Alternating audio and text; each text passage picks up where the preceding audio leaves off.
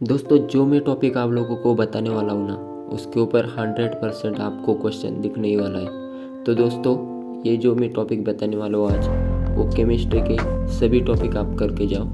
तो दोस्तों यूनिट 1 में है हार्डनेस ऑफ वाटर। इसमें आपको हार्डनेस की डेफिनेशन, इसके कॉजेस, ये सब पूछा जाएगा। फिर इसके बाद इसका एग्जाम्पल करके जाओ। इसके इफेक्ट ऑफ हार्ड वाटर भी आपको पूछा जाता है कभी कभी। फिर इसके बाद टाइप्स ऑफ हार्डनेस, इस पे भी आपको क्वेश्चन देखने को मिलने वाला है। इसमें आपको शायद टेम्परेरी हार्डनेस पूछा जाएगा या फिर परमानेंट हार्डनेस पूछा जाएगा, या फिर दोनों ही क्वेश्चन पूछे जा सकते हैं। इसके एग्जाम्पल और रियल लाइफ एग्जाम्पल ज़रूर करके जाना, मतलब कि रियल लाइफ में उसका एग्जाम्पल जो है वो आप लोगों को बताना है। परमानेंट हार्डनेस के भी दोस्तों एग्जाम्पल आप लोग करके जाओ। इसके बाद आप लोगों के छोटे छोटे टॉपिक्स हैं, जैसे कि यूनिट्स ऑफ हार्डनेस, जो पीपीएम होता है वो सब, और हार्डनेस का एक न्यूमेरिकल ज़रूर करके जाओ। एक न्यूमेरिकल आपको ज़रूर देखने को मिलेगा दोस्तों पेपर में। फिर या फिर शायद आप लोगों को हार्डनेस ऑफ वाटर में उसका कैलकुलेट करने का फॉर्मूला भी पूछा जा सकता है। तो अगर आप लोग न्यूमेरिकल कर लोगे तो आपका फॉर्मूला भी फिक्स हो जाएगा, फिर आप लोगों को कोई टेंशन नहीं रहेगा। फिर दोस्तों आप लोग इसके बाद EDTA method for hardness determination कर सकते हो। ये क्वेश्चन आपको बहुत बार पूछा जा चुका है दोस्तों। इसका प्रिंसिपल या फिर स्टेप्स फॉर EDTA मेथड, ये 4 स्टेप होते हैं इसके। तो इसमें आप लोगों को प्रिपरेशन ऑफ सॉल्यूशन, टाइट्रेशन और कैलकुलेशन, ये सब स्टेप्स होते हैं। और इसमें EDTA में जो रिएक्शन होते हैं, जैसे कि formation of metal indicator complex और formation of metal EDTA complex, फिर इसके बाद इंडिकेटर कलर चेंज, ये रिएक्शन भी आप लोग करके जा सकते हो। दोस्तों देखिए एक्सपेक्टेड क्वेश्चन जो है इसके ऊपर, वो आप लोगों को न्यूमेरिकल देखा जाने की संभावना है। इसमें आपको जो स्टेप वाइज इसका न्यूमेरिकल सॉल्व करना आता है। आगे इस यूनिट में दोस्तों आप लोगों को पिम्बरिंग एंड फोमिंग के ऊपर क्वेश्चन देखने को मिलेगी।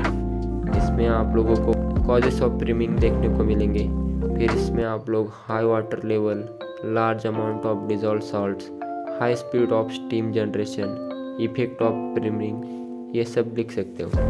फोमिंग का भी वैसा ही है, कॉजेस लिखने और इसके इफेक्ट भी आप लोग लिख सकते हो। फिर आपको स्लज एंड स्केल के ऊपर क्वेश्चन देखने को मिलेंगे। यहाँ पर आप लोगों को causes of sludge formation in boilers, ये सब टॉपिक्स आप लोगों को करने जाने, और स्केल के भी कॉजेस आप लोग करके जाओ। फिर इसके आपको डिसएडवांटेज एडवांटेज भी 1-2 करके जाओ, शायद आप लोगों को पूछे जा सकते हैं। इसके बाद दोस्तों जियोलाइट मेथड है, जियोलाइट मेथड भी आप लोग अच्छे से करके जाओ। इसके बाद अगर बात करें दोस्तों तो reverse osmosis, purification of water, इसके ऊपर दोस्तों बहुत बार क्वेश्चन देखने को मिले हैं, तो इसके ऊपर भी आप लोगों को क्वेश्चन आ सकता है। अगला टॉपिक है दोस्तों अल्केनिटी ऑफ वाटर। इसके आप लोगों को न्यूमेरिकल देखने को मिलेगा दोस्तों। ज़्यादा बार ये डेफिनेशन वगैरह पूछा नहीं जाता है इसका, लेकिन इसके न्यूमेरिकल दोस्तों बहुत फेमस है, तो आप लोग न्यूमेरिकल अच्छे से इसके करके जाओ। अगर आगे की बात करें तो डीमिनरलाइजेशन, डीआयोनाइजेशन मेथड, इसके ऊपर क्वेश्चन आ सकता है दोस्तों। फिक्स नहीं बोल सकते, लेकिन इसके भी 50-50 चांसेस हैं दोस्तों। ये यूनिट 1 हमारा यहाँ पे ख़त्म होता है। आगे बढ़ते हैं हम यूनिट 2 की तरफ। तो दोस्तों यूनिट 2 में अगर आपको फिक्स क्वेश्चन चाहिए तो है pH metric titration of strong acid versus strong base.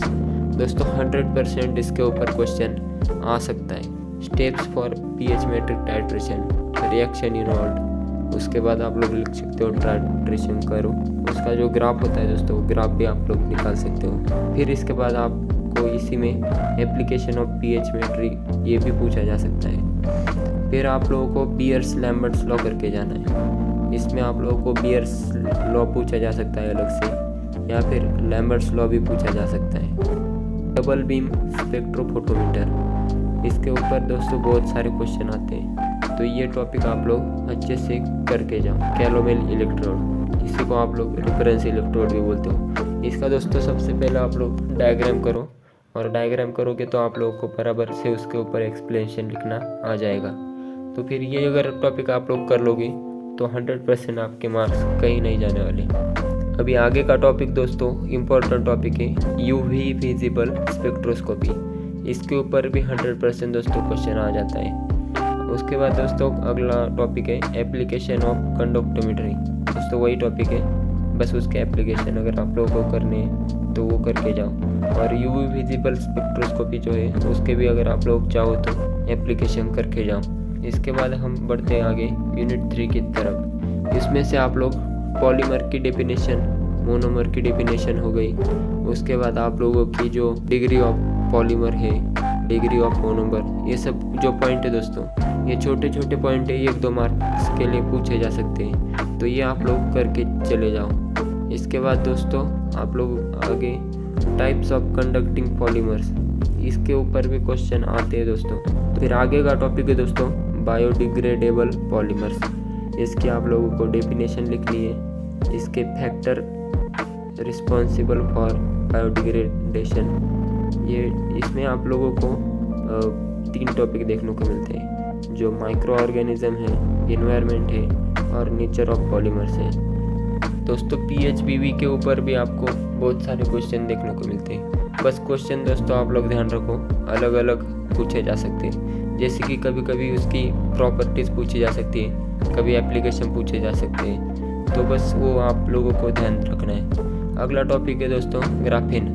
Graphene के ऊपर दोस्तों आप लोगों को MCQ भी कभी कभी देखने को मिलते हैं। और अभी यहाँ पे आपको ग्राफीन का अगर लॉन्ग क्वेश्चन पूछा जाता है तो उसमें आप लोगों को दोस्तों ग्राफीन का स्ट्रक्चर, उसकी प्रॉपर्टीज़, उसके एप्लीकेशन, ये सब टॉपिक पूछे जा सकते हैं। अगला टॉपिक है दोस्तों क्वांटम डॉट्स। क्वांटम डॉट्स के ऊपर आपको क्वेश्चन देखने को मिल जाएंगे। पॉलीकार्बोनेट, पॉलीकार्बोनेट की प्रॉपर्टीज़, उसका स्ट्रक्चर, उसके एप्लीकेशन। दोस्तों अगला टॉपिक है classification of nano materials based on dimension, जैसे कि 1 डायमेंशन, 2 डायमेंशन, 3 डायमेंशन। इसके ऊपर भी आप लोगों को दोस्तों क्वेश्चन देखने को मिलेगा। अगला जो टॉपिक है कार्बन नैनो ट्यूब्स। दोस्तों ये था यूनिट 3। अब बढ़ते हैं हम लोग यूनिट 4 की तरफ।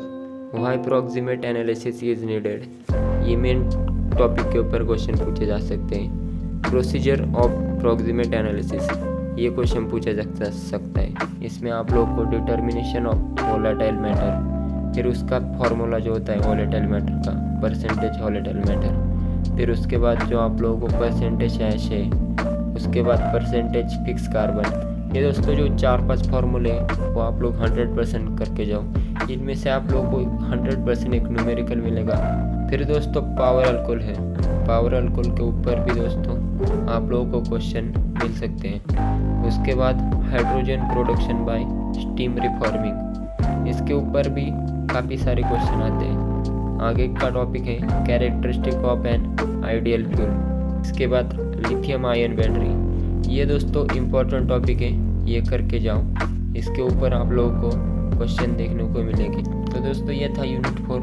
अब बढ़ते हैं हमारे लास्ट यूनिट 5 की तरफ। तो दोस्तों यूनिट 5 में जो आपका मैकेनिज्म ऑफ ड्राई कोरोजन है, ऑक्सीडेशन कोरोजन जो है, इसके ऊपर आप लोगों को क्वेश्चन पूछा जा सकता है। उसके बाद अगला टॉपिक है cathodic protection bye sacrificial anode method. इसके बाद factor influencing rate of corrosion. इसके बाद मेटालिक कोटिंग है, इसके ऊपर भी आप लोगों को क्वेश्चन मिलते हैं। हॉट डैपिंग गैल्वेनाइजिंग, ये भी आपका एक फेमस टॉपिक है।